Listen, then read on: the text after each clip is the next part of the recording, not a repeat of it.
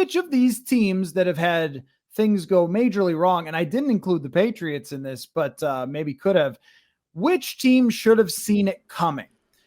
Tampa Bay with Brady not wanting to play, clearly, and just looking miserable. The Packers giving Rodgers very few wide receivers. Russell Wilson being suddenly old and bad. Indianapolis with Matt Ryan, less suddenly old and bad, but still nonetheless. Or Pittsburgh with Kenny Pickett not being ready and their other option being Mitch Trubisky, who they panicked and benched probably too early in the season. Which one of these teams should have seen it coming? I think the criminal version of this, in that they deserve to be going to jail because of this, should have been seen coming for a long time because he's been speaking out about it. Aaron Rodgers and his lack of receivers. He's been saying this for years, and everybody's like, Aaron Rodgers just whiny, he's just being a baby. No, he's been speaking truth, and we've been seeing it this year, and he said it in the press conference. Maybe this was good for us on Sunday, that he has a lack of receivers, and Davante Adams covered up for it so much the past couple of years, drawing so much attention to him that it opened up lanes for his other receivers. And now you're seeing what that looks like without Davante Adams in that offense. Aaron Rodgers is being asked to do too much, and the front office in Green Bay deserve all of the blame that they are getting right now, because he's been saying it, outsiders have been saying it, that they need receivers, and they should have been drafting receivers higher instead of drafting Jordan Love in the first round, who may or may not pan out. Looks like he's not going to, because they've already wasted his rookie quarterback contract. So I think the Green Bay front office deserves a lot of blame, and they should be the worst among this. I think very close behind them is what Pittsburgh did with their quarterback situation. Everybody could see that Ben Roethlisberger, and everybody knew because of the age, was coming to an end of his career. There should have been more preparation for what comes next. Instead, they just panicked, brought in Mitchell Trubisky in the offseason, and then drafted Kenny Pickett.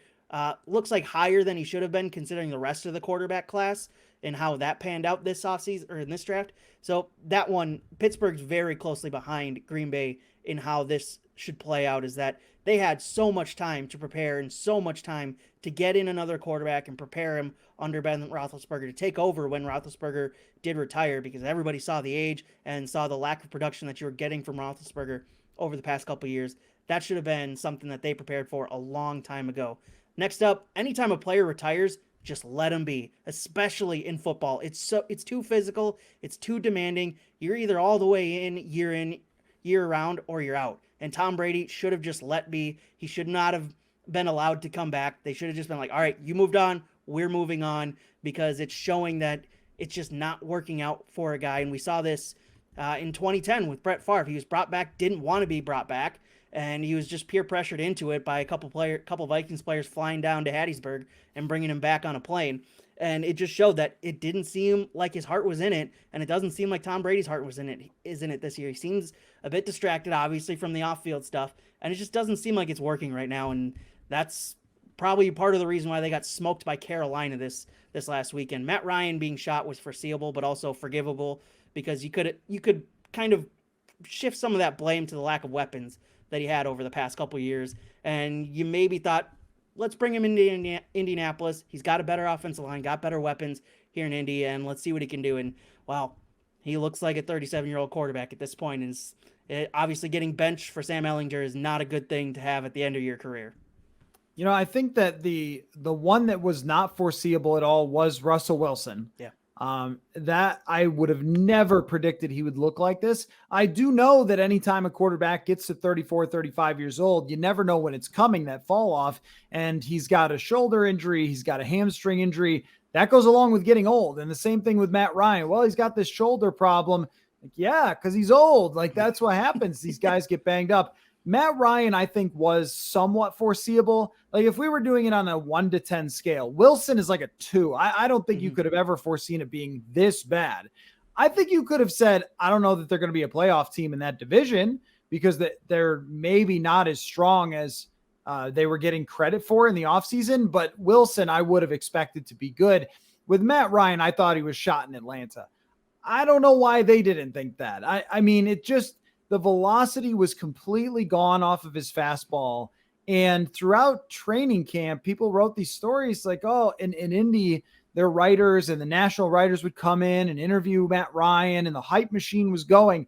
And I had seen Matt Ryan play twice in person against the Minnesota Vikings, and both times I thought there is nothing left on this ball. And one of the times he won, but there was still, if every pass was floating.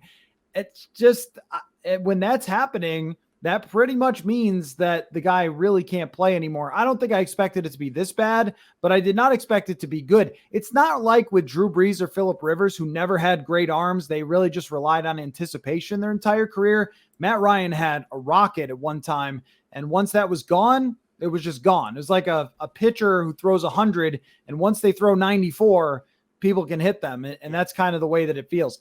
Rodgers, I thought you laid that out correctly. He's been saying it. Everyone's been saying it. And they did the mess around and find out.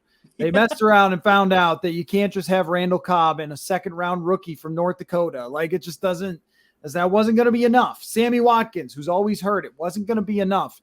And Rodgers eventually was going to start to dip in his play a little bit, and you needed to prop him up.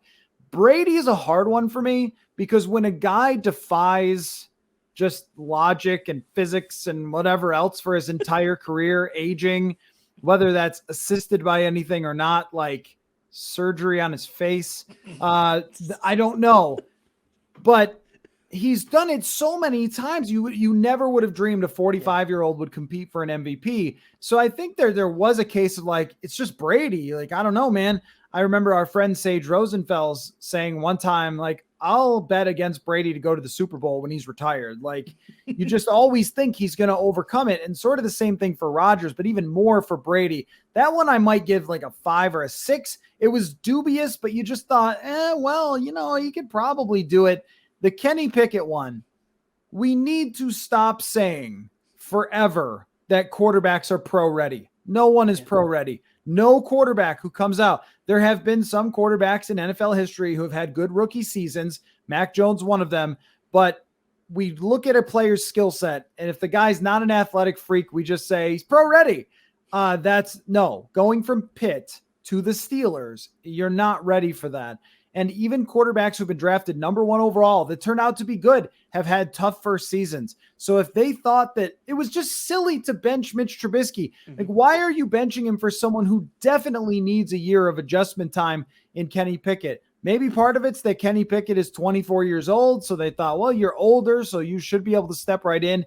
It is a whole different ball game. And when you are the 20-somethingth pick, you're probably not a complete freak who's at the top of the draft, and you're going to need time to develop. I think Kenny Pickett has shown things every game where you'd say, yeah, I think this guy might be able to play, but every game it also shows his extreme inexperience.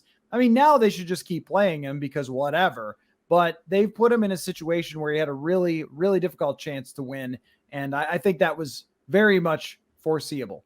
Last question.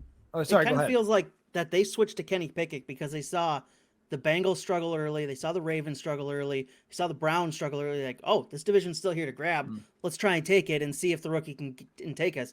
And that obviously did not play out well. I think that was definitely something that they will regret looking back at this season.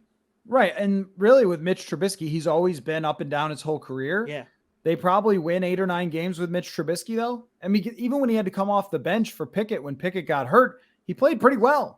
I mean, I think that is the classic 500 quarterback where if everything is right, he can win, but he's going to be super inconsistent. They probably should have just rode that wave and hoped to get into the playoffs as opposed to putting it all on the shoulders of someone who is not ready at all in Kenny Pickett.